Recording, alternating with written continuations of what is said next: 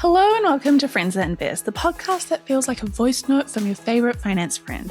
I'm Sim Kaur and I am wildly passionate about money, and every week I'll be breaking down investing and personal finance so that the group chat can get richer together. I also want to start off this episode by saying that if you are watching on YouTube, you can see my little baby Nikki is here. She is my... Oh, Nikki, you look like you don't want to be on camera. Okay, all right. She does not want to be on camera. But I am dog sitting, babysitting my baby today. She usually lives with my parents. You gonna say hi, Nikki? No, she has no interest. This podcast episode came from a question that a listener actually had. She said, I just need to rebuild my emergency fund and I don't know how to get started and I'm really stressed out. You might be surprised to learn that nearly half of adults in developed countries say that they would struggle to cover an unexpected emergency, not to mention studies from the Federal Reserve and OECD have consistently shown that emergency savings are the first thing to go during periods of high inflation, rising interest rates, or job uncertainty, things we are all currently experiencing, and that these emergency savings or emergency funds are the last thing to fully recover once life starts to stabilize again. So if you're feeling like you are behind, I need you to know that you are not alone. And in today's episode, I'm going to be talking about how to replenish your emergency fund in a way that actually works for your brain, even if you have other expenses to pay off. In chapter 1, I want to start off with letting go around the guilt that you face around spending.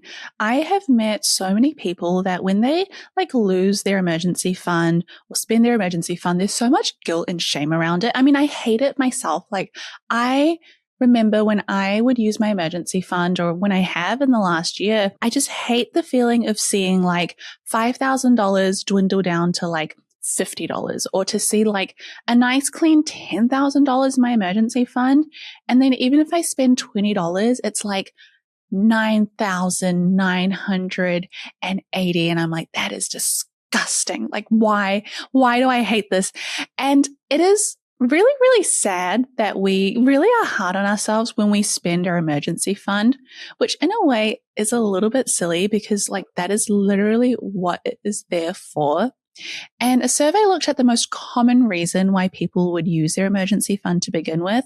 The top reason is, surprise, surprise, anything to do with major household spending. The main reason is major household repairs. That's what 26% of people said.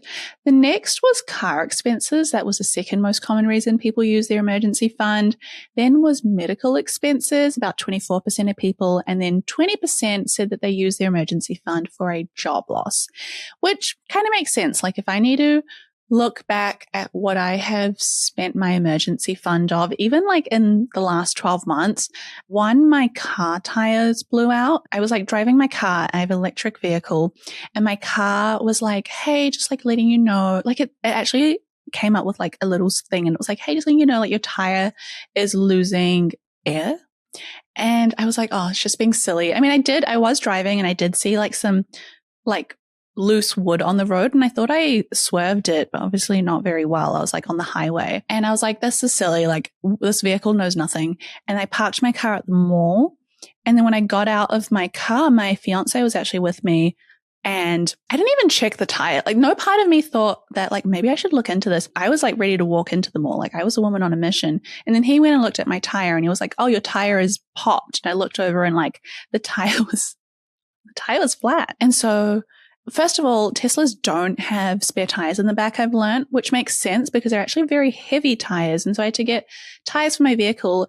Tires for an electric car. Tell me why I was quoted $600 for one tire. And then they were you also have to get the other second tire at the same time. So $1,200 on a mistake that I didn't even realize I was making. It is frustrating. But that was the first one. And I didn't get the second tire. I was I'm just paying for one. I'll live with my consequences. Now I'm traumatized anytime my car tells me that the tire pressure is low. But the second, it's not really an emergency. It kind of made me laugh. But as you may know, I am currently planning for my wedding and these costs are adding up because my fiance and I are covering most of the wedding costs. We're very lucky. We have a little bit of help from both parents, both sides, but the bulk of it, 90%, we are paying for, and weddings are so expensive. You say wedding, everything is blowing up. And so I got a quote for table and napkin and linen and like plates and cutlery and glasses. And I just thought we had like paid for everything. We're currently like one and a bit months out before the wedding. It was like a couple of thousands of dollars. And I did not have the wedding fund that I had like set aside had $0 in it. So I had to use my emergency fund for the decor of my wedding. And that just sounds so silly. And the third thing that I used my emergency fund for was a family friend needed cash for a flight. They needed to buy a ticket in an emergency. And so I was like, yeah, no worries. I got you.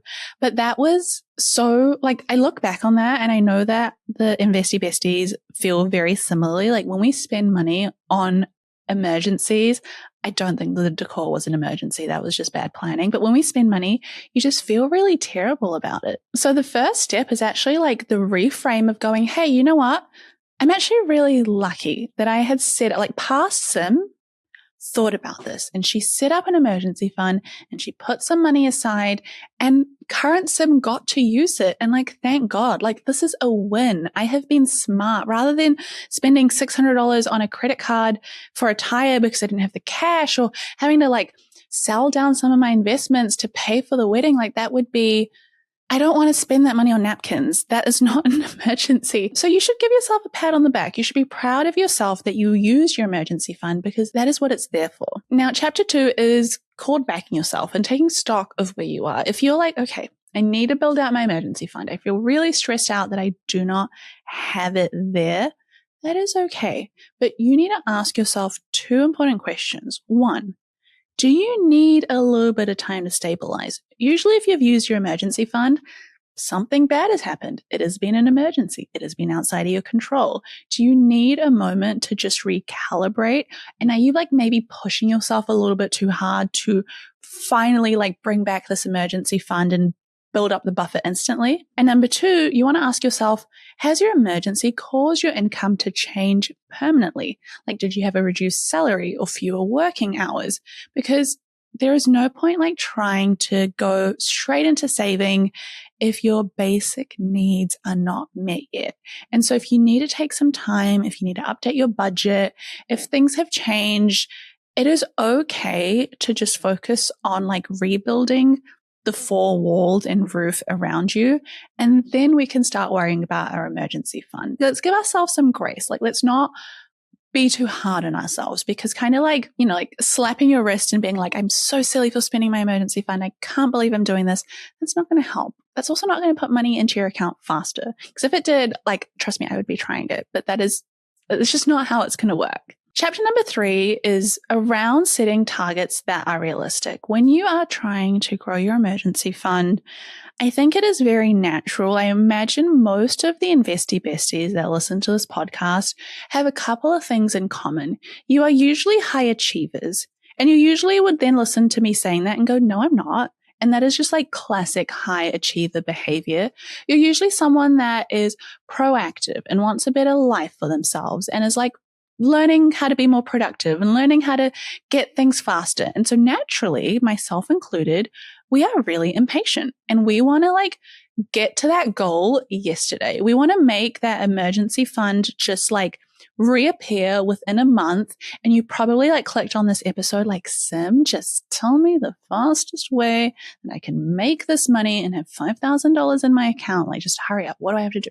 What bank are we robbing? Like, what one has the lowest security? Like, what is that? The research you've done for me, Sim? Because that's why I've tuned in. And to that, I say, look, please. I know I've always said that we should aim for 3 to 6 months worth of our living expenses. And that is a really great long-term goal. But right after you've depleted your emergency fund, it is worth trying to start small and it is worth trying to build some like momentum. Instead of aiming for the big overall goal, let's just aim to get $1,000. Let's just aim to have $500 in our emergency fund. And let's just aim for that to be our first milestone. And once you have that $500 to $1,000 there, $500 if you're a low income earner, $1,000 if you're a high income earner. I say those numbers because once that money is in there, you will be able to compound it much faster, not from like compound interest, just like compounding of your behavior and the momentum. Because once you reach 1,000, you're like, how much till 2,000? Now, how much till 3,000? And so if you have any like mini windfalls, like birthday money or a bonus, or your company did really well and they've given out gift cards, like you can take that money and continue to put it into the emergency fund. But if you start with nothing in there, it's like, well, what is $50 going to do? What is $100 going to do? That's what you tell your brain. And so you don't end up putting anything away. And the reason that amount is what I recommend is because that's enough to like cover a quick, short emergency, like a dentist bill that, at least the first half of a dentist bill, anything that would like stop you from your budget derailing. And then over time, we're going to scale up, which actually leads me to the next chapter, which is automate and separate.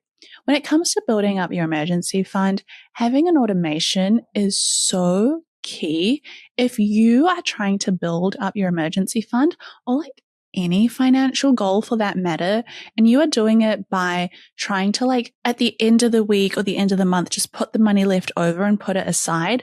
That does not work. I have seen it personally. I have seen it with my friends. I have seen it with my family. If you are trying to use your like human willpower to move money into a separate account to save up, good luck. It is so difficult. And if you are one of those like rare people that can do that, I am so incredibly impressed by you. For the rest of us, for the like average person, like you and me, we need to automate. We need to have like zero thoughts about this emergency fund. And the best way to do it is to not think about it and just have it set up so it can work for you and you can just like go about your day. So what I often do when I'm trying to build up my emergency fund is I'll create a separate account just within my banking app, and I'll call it emergency fund or rainy day fund if I've not already done so. And then I will set up a recurring automatic transfer, even if it is $10 a week, $20 a week. I was transferring $60 a week, and it at the time felt really insignificant. Like $60 invested is like, it doesn't feel like a lot. And $60 compared to like, $600 on utilities or mortgages or this and that. Like, it's like, why would I even do it? Maybe I should just spend it. But I was like, no, I'm going to put $60 away because my brain could not compute how like $60 could even become $1,000. But $60 a week for a year, guys, that's over $3,000. You think like $60 wouldn't even lead to $1,000 of an emergency fund saved, but it could literally lead to 3 times that. Our brains just don't like to comprehend things that help us, but it's fine. We're going to work with it, not against it. And so the goal is a lot easier to achieve if you decide, okay, I want to have $1,000 saved up in my emergency fund.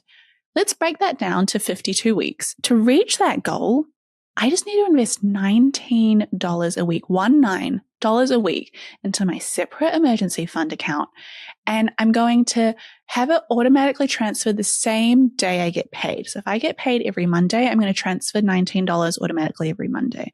If I get paid on the first of the month, I'm going to transfer, that amount, 1,000 divided by 12 months, that monthly amount into my account. So I don't even spend that money when I get paid. I'm not even weighing up like, should I put that $19 away? But I also have like my friend's party coming up. Like maybe I should put that money towards like doing something else. It's like, no, that money is just not part of my spending money. That is for future me. And I'm just going to look after her. I also find visualizing it can make a real difference. You cannot judge me for what I'm about to say, but I like keeping sticky notes where I will draw like a long, skinny thermostat, and then I will like label up, going up the thermostat, like different numbers, and whatever goal I am trying to achieve, I will then draw it in every time I get closer to that goal. So for example, I am trying to grow my YouTube subscribers, and by doing this podcast, I have like a sticky note with a thermostat of like 100 YouTube followers, 500 YouTube followers, 1,000 YouTube followers, 5,000, 10,000, 20,000. And every time I get closer to that goal, I like draw it in, and then I keep it next to my monitor, and I've got a couple of sticky notes of different goals that I'm trying to achieve. And so doing that with your emergency fund and being like, hey, my goal is $1,000. My goal is not the 3 to 6 months of living expenses that I want to overall have. My goal is just to get to a nice clean number, have some money aside, and that is going to set me up for a much better place. And then over time, I can start adjusting that goal and I can start investing again. And I can just feel such a sigh of relief when, like, touch wood, something bad happens. I'm going to be okay because I have $1,000 set aside. And just the freedom that you walk with, like, my shoulders are up. My chest is proud. I am making eye contact with people on the street when I have an emergency fund because I just know I'm going to be okay. And that has been true for me when I was a university student that didn't have a lot of money, when I was a new graduate, when I started Friends That Invest. And even now, when I have my emergency fund, I feel great. When I have nothing in my emergency fund, I am like the equivalent of a dog walking with its tail between its legs. I'm like, please, no one hit my car. Please, laptop do not break on me. Please, I am scared of seeing anything on the road now. I will swerve and probably put myself in more danger by avoiding it than going over it and losing another tire because that was just so unnecessary. I did not realize electric vehicle tires are so expensive. And so with that, really to summarize, you can absolutely set up an emergency fund for yourself if you have been depleted. It is not the end of the world. You need to be proud of the fact that you have actually done really well, that you've used it. Yay, that's so much better than having to take out a loan. You need to take stock of where you are. You need to be for real and set some realistic targets. And then you need to automate it and separate it. And that is really all you have to do to set up an emergency fund and just have the most incredible year. And if I see you and you are walking proud and you are making eye contact and your shoulders are back and you are just taking strides, I just know that girl has an emergency fund. And so with that, if you've enjoyed this episode, please, the best thing you can do, take a screenshot, put it on your Instagram story, tag Friends That Invest. It is the best way that we can grow the podcast. And if you have the chance, let me know what you think of this episode. With that, I'll see you next week.